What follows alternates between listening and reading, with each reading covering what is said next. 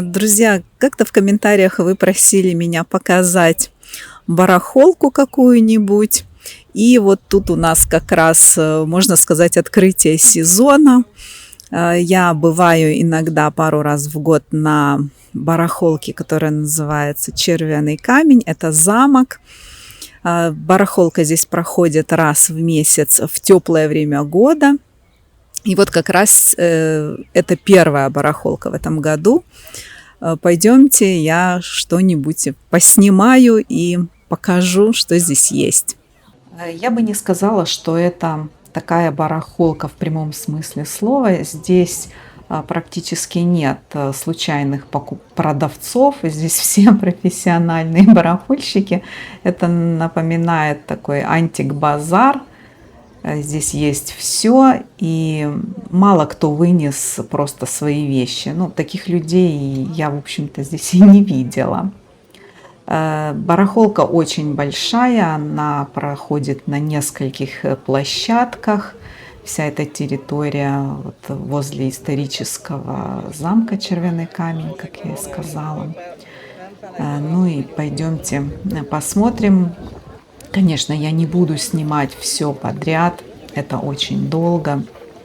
И мероприятия проходят только до обеда, как и всегда. Здесь есть все. Покажу вам и общие какие-то планы, вот столы, то есть которые меня особо не интересуют, например, граммофоны, мебель. Конечно же, это не стоит копейки. Я, честно говоря, не знаю, покупает ли кто-то здесь вот такой вот шкаф, допустим. Ну, наверное, да, наверное, есть смысл возить все эти вещи, иначе как продавать. Очень интересно всегда граммофоны, патефоны, иногда их включают, пластинки звучат, и вот можно послушать.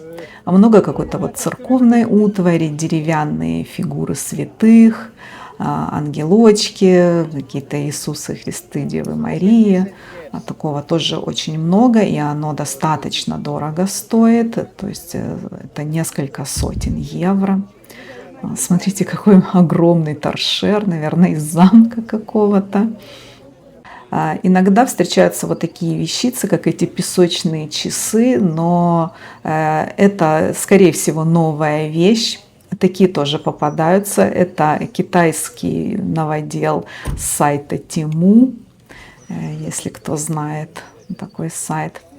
Ну а вот такая шкатулочка.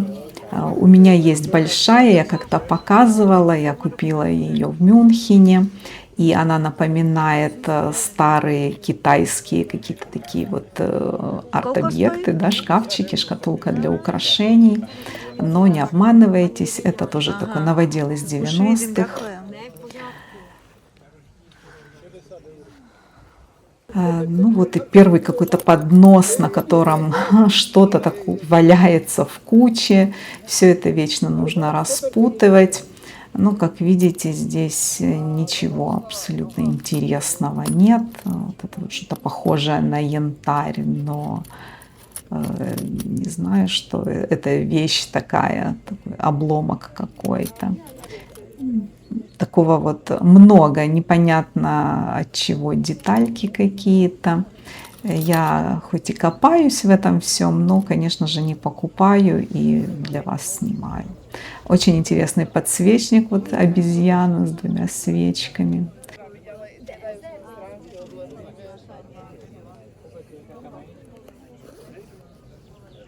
Вот интересные такие таблетницы, но что здесь отталкивает, это то, что их сразу три. Вещи винтажные, какие-то случайные, они не могут в нескольких экземплярах быть. Стоили они по 10 евро. Ну, для себя, если кто-то хочет вот купить, то, конечно, можно. Ну, а вещь это явно какой-то новодел. Такого очень много на барахолках встречается. И ну, мне легко это определить, я это вижу. Вот тоже очередная шкатулочка с набором непонятных вещей. Обычно я достаю парочку, и там уже видно, что ничего хорошего здесь нет. Есть и вот большие ящики, ну, кто сколько набрал.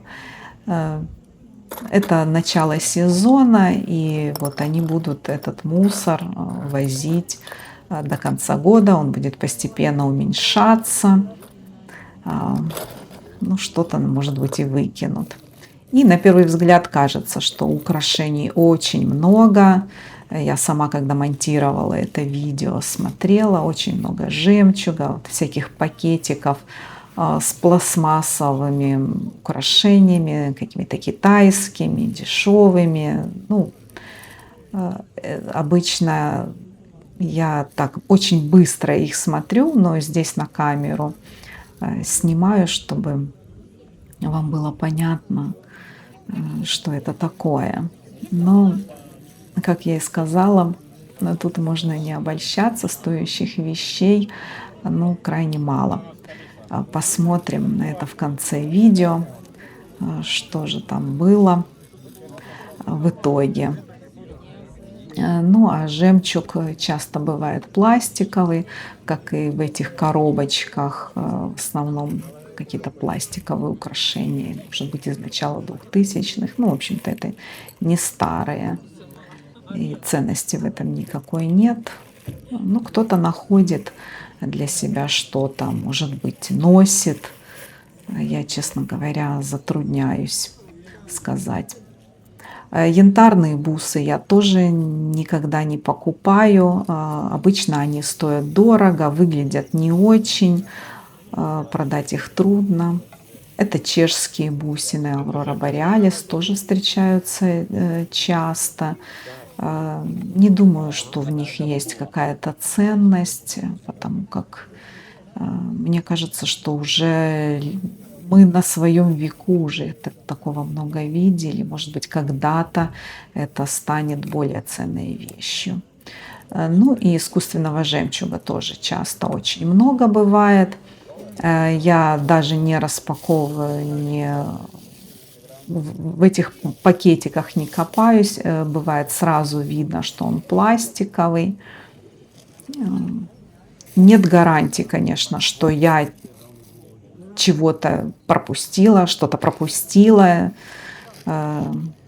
Может быть, вы увидите здесь. Ну, как говорится, никто не идеален, да. Интересная подставка для зонтиков. Если ее почистить, хорошо будет выглядеть. И мне понравилось вот это блюдо. Очень красивое, оно деревянное, очень красивый черный лак, и это перламутровая инкрустация, наверное, китайская вещица, стоила 35, ну а это 10 евро, это обычный пластик, оно легкое, сделано под гипсовую такую миниатюру, но выглядит плохо. Вот. Ну и вот так вот, снимая некоторые столы, потом вижу, что красивая вещь, например, этот графин в виде грозди винограда или чего-то. Если, конечно, иметь деньги, то тут можно покупать все, что угодно, но и в этом тоже нужно быть осторожным, чтобы не завалить этим барахлом свою квартиру.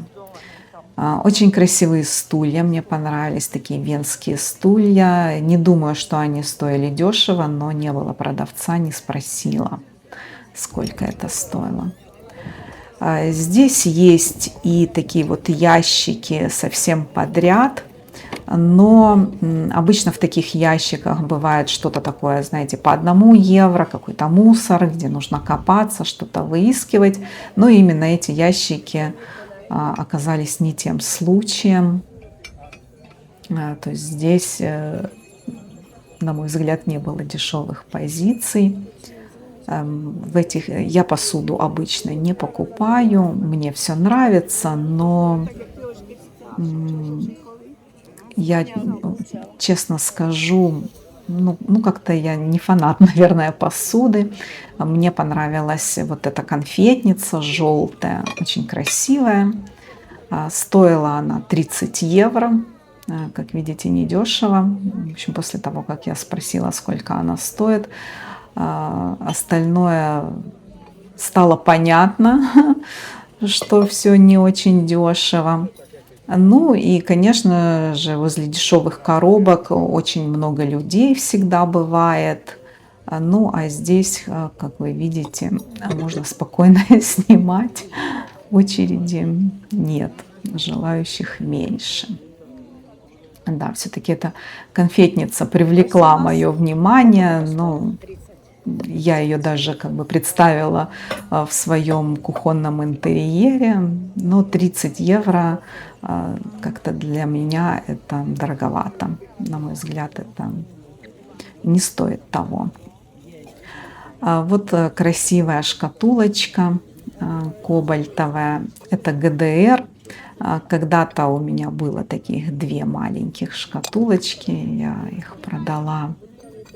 Не знаю, сколько эта шкатулочка стоила. Ну, я думаю, что не меньше 10, даже 15 евро. Очень понравились мне вот эти 2 стойки под цветы. Иногда бывают какие-то пуфики, тумбочки, комодики, которые мне тоже очень нравятся. Но такие вещи нужно сразу представлять в интерьере, куда ты их поставишь, как они будут гармонировать со всем. Обычно нужно уже иметь какое-то представление.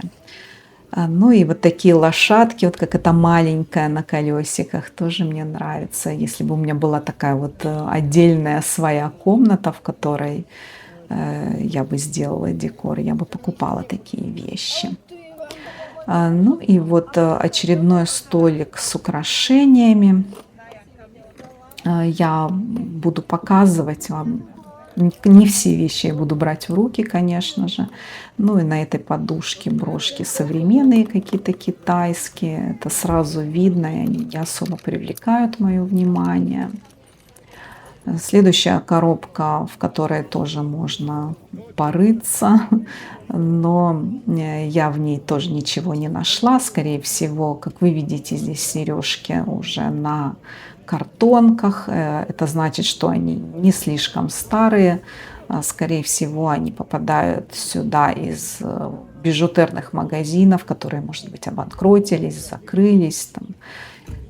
И вот так эти остатки украшений попадают на барахолки.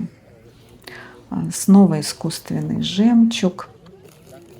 Иногда какие-то и камни, и красивые стеклянные бусы, но я не беру все подряд, мне это не нужно.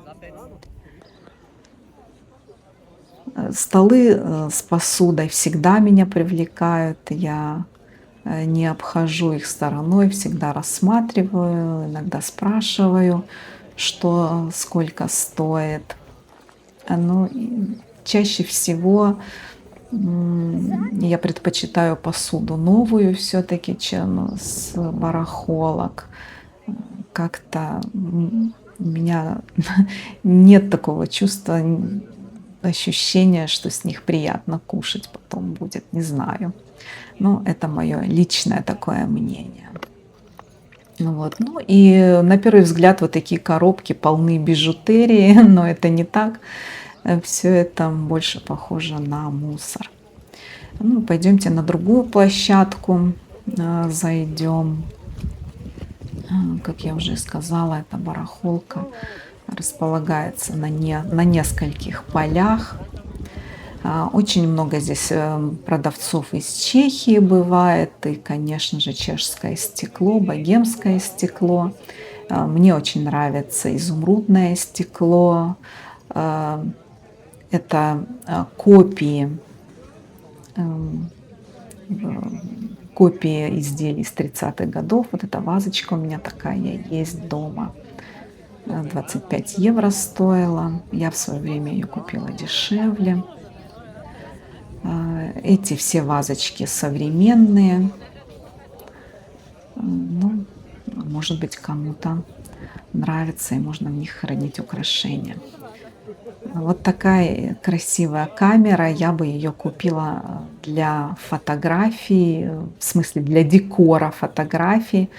У меня интернет-магазины не только украшений, но и других изделий. Стоила она 20 евро. Ну, как-то я ее поставила на место. Ну, а вот эти маленькие часики, очень старенькие, почему-то стоили 35. Не знаю, откуда такая цена. А есть, конечно, и столы, на которых целые витрины с украшениями. И на первый взгляд тоже здесь очень много всего, но по факту, конечно же, вы не купите здесь все подряд, когда начинаете присматриваться, то понимаете, что вам нужно, что не нужно, что вы будете носить, чтобы вы продали, поменяли, подарили, ну и так далее. Вот. Ну, а на этом столике было много чешских брошей.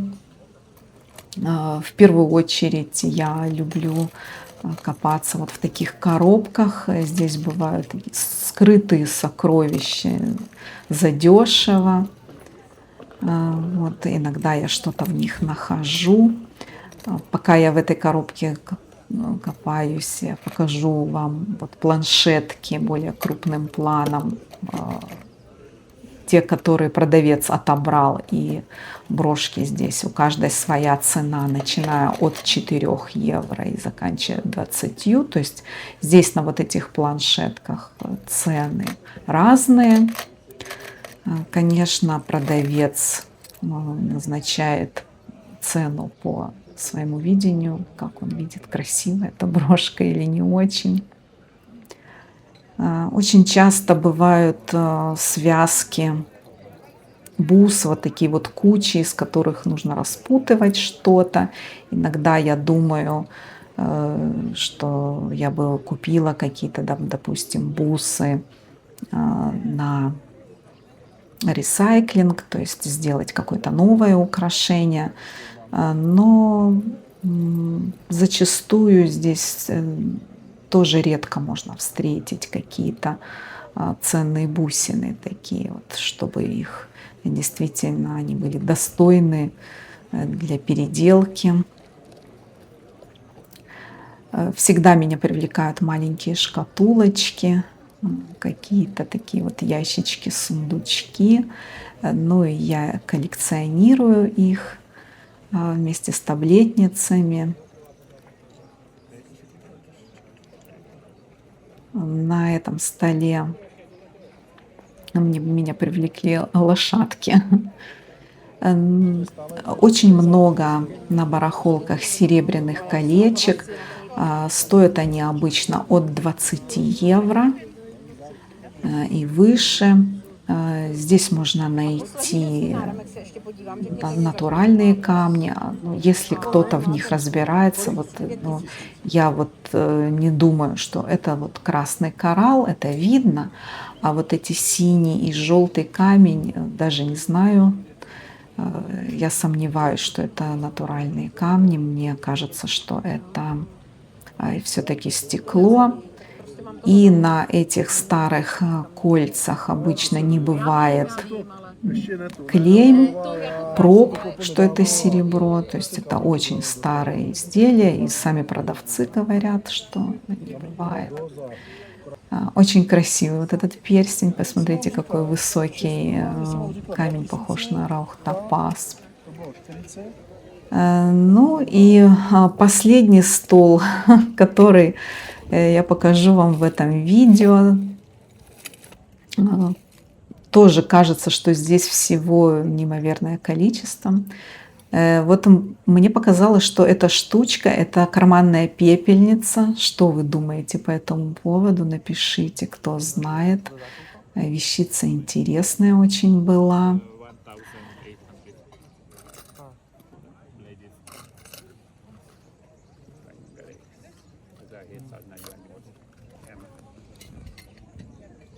Этот кусочек будет уже последний, друзья. Дело в том, что у меня внезапно села батарея, и как-то все резко оборвалась моя съемка. Вот все, что я нашла на этой барахолке, уместилось в такой маленький пакетик. Сейчас я вам его здесь покажу, что было хорошо, а что плохо, в чем я ошиблась. Конечно же, все это не мытое, не чищенное. Вот сразу показываю. Ну что, давайте рассмотрим. Сразу покажу, в чем случился провал. Провал вот в этой брошке, которую я думала, что это перламутр. Но она действительно с таким эффектом. Но это оказалась какая-то, знаете, как гравировка на каком-то металле или что-то такое. В общем, не то, что я думала, без очков вот так вот ходить на барахолку, как говорится. А дальше тут была такая штучка какая-то, ну, правда, мне ее продавец кинул бесплатно, но я думала, что это пуговичка с черного стекла богемского, но, по-моему, это просто кусочек пластика. Вот оно так вот и звучит как-то, слышите, как пластик.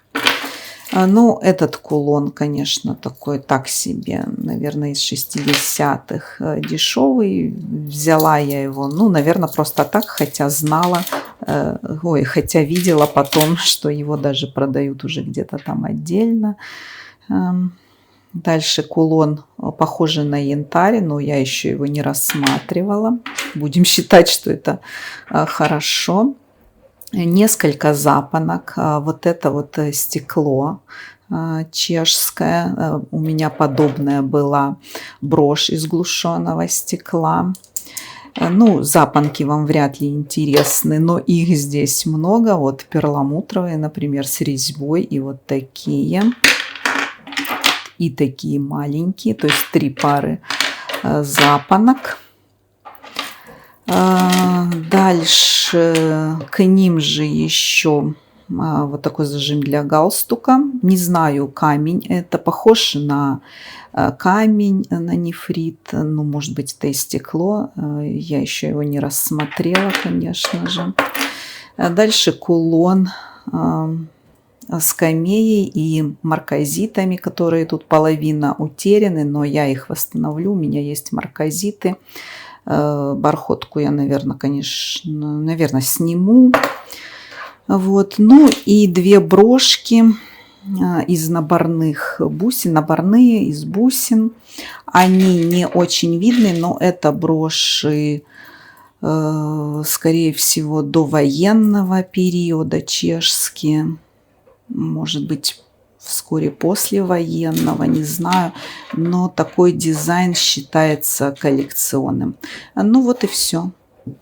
Вышла я с барахолки, вот люди несут кресла какие-то, стулья, картины, корзины, в общем, кто что купил, пишите комментарии, что вам показалось интересным, может быть, какие-то вы вещи заметили на этой барахолке, которые я пропустила.